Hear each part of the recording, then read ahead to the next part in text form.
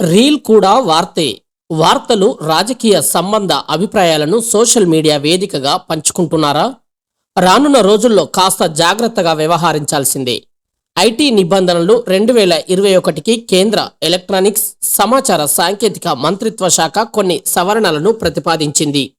ఇవి కార్యరూపంలోకి వస్తే యూట్యూబర్లు, social media ఇన్ఫ్లుయెన్సర్లను కూడా ప్రచురణకర్తలుగా పరిగణిస్తారు. అంటే వారు పోస్ట్ చేసే ప్రతి విషయంపై ప్రభుత్వ నిఘా బాధ్యత పెరుగుతుంది. ఈరోజు సాక్షిలో స్పెషల్ డెస్క్ ఇక్కడ మనకు ఇవ్వడం జరిగింది. క్రియేటర్లు జాగ్రత్త. వార్తలు, రాజకీయ సంబంధ పోస్టులను పంచుకునే యూట్యూబర్లు, ఇన్ఫ్లుయెన్సర్లను ఇప్పటి వరకు ప్రభుత్వం వార్తా సంస్థలుగా గుర్తించలేదు. దీనివల్ల టీవీ ఛానళ్లకు ఉండే కఠిన నిబంధనలు వీరికి ఉండేవి కావు.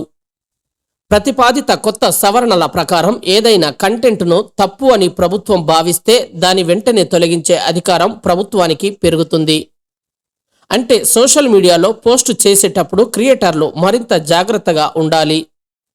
లేదంటే చట్టపరమైన చర్యలు ఎదుర్కోవాల్సి వస్తుంది. ఏమిటి మరి కొత్త ప్రతిపాదన?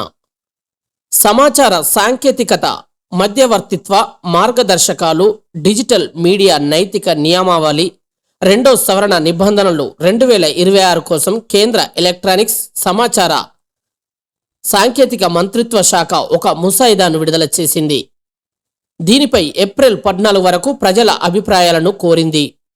సురక్షితమైన ఇంటర్నెట్ను నిర్మించడమే దీని లక్ష్యమని ప్రభుత్వం చెబుతుండగా, విమర్శకులు మాత్రం ఇది సామాన్యుల డిజిటల్ వాక్ స్వాతంత్ర్యంపై ప్రభుత్వానికి అపరిమితమైన కొత్త అధికారాలను కట్టబెడుతుందని ఆందోళన వ్యక్తం చేస్తున్నారు. ఇంటర్నెట్ ఫ్రీడమ్ ఫౌండేషన్ ఈ ముసాయిదా నిబంధనలను డిజిటల్ నియంతృత్వంగా అభివర్ణించింది. ప్రభుత్వ నియంత్రణ పరిధిలోకి ఇన్ఫ్లుయెన్సర్లు, ఐటీ నిబంధనలకు సవరణలు ప్రతిపాదించిన కేంద్రం.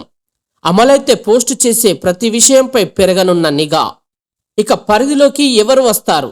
ఈ సవరణలు యూట్యూబర్లు, ఇన్స్టాగ్రామ్ రీల్ క్రియేటర్లు, ఎక్స్ యూజర్లు, ఇన్ఫ్లుయెన్సర్లతో సహా ప్రైవేట్ వ్యక్తులు పోస్టు చేసే వార్తలు, రాజకీయ అభిప్రాయాలతో కూడిన కంటెంట్ ఐటీ నిబంధనలోని పార్ట్ 3 పరిధిలోకి వస్తాయి. గతంలో వృత్తిపరమైన మీడియా సంస్థలకు మాత్రమే పరిమితమైన 3 అంచెల పర్యవేక్షణ విధానం ఇకపై వీరికి కూడా వర్తిస్తుంది. కొత్త నిబంధన ఏంటి?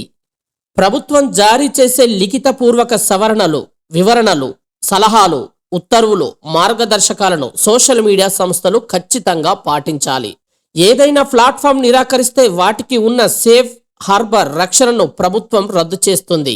సాధారణంగా సోషల్ మీడియాలో ఎవరో ఒకరు తప్పుడు పోస్టు పెడితే దానికి ఆ సంస్థను బాధ్యులను చేయకూడదనేది సేఫ్ హార్బర్ నిబంధన ఉద్దేశం. ఈ రక్షణ పోతే యూజర్లు చేసే ప్రతి తప్పుకు లేదా పెట్టే ప్రతి వివాదాస్పద పోస్టుకు సదర్ కంపెనీయే బాధ్యత వహించాల్సి ఉంటుంది. దీనివల్ల కోర్టు కేసులు, భారీ జరిమానాలను ఎదుర్కోవాల్సి వస్తుంది. ఇక ఎంత సమయంలో తొలగించాలి? నోటీస్ అందిన 2-3 గంటల్లో ప్లాట్ఫామ్లు సదర్ కంటెంట్ను తొలగించాల్సి ఉంటుంది.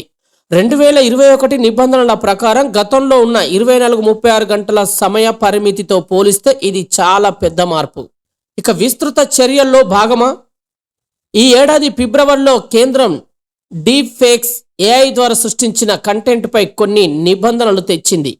దీని ప్రకారం అలాంటి కంటెంట్ ఏఐతో రూపుదిద్దుకుందని లేబుల్ వేయడం, ఫిర్యాదు వచ్చిన వెంటనే త్వరగా తొలగించడం తప్పనిసరి చేశారు. ఇప్పుడు వస్తున్న కొత్త ఐటీ ప్రతిపాదన దీనికి తదుపరి దశ. ఆన్లైన్లో ప్రజలు మాట్లాడే లేదా పెట్టే పోస్టులపై ప్రభుత్వ పర్యవేక్షణను మరింత పటిష్టం చేయడం దీని ప్రధాన లక్ష్యం.